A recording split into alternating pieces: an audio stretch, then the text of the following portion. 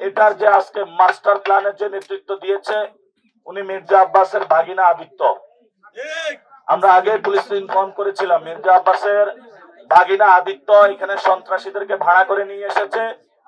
সে অনেক পরিকল্পনা করছে আমাদের উপর অ্যাটাক করার জন্য।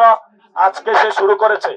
আমি প্রশাসনকে বলবো, যদি ইলেকশন কমিশন বা বাংলাদেশের মানুষ নিরাপত্তা না দিতে পারে, আপনারা যদি মির্জা আব্বাসকে সংসদে নিয়ে যেতে চান, বিএনপির গুন্ডা মাস্তানদেরকে নিয়ে যেতে চান, তাহলে বলেন, আমরা মাঠ থেকে উঠে যাই।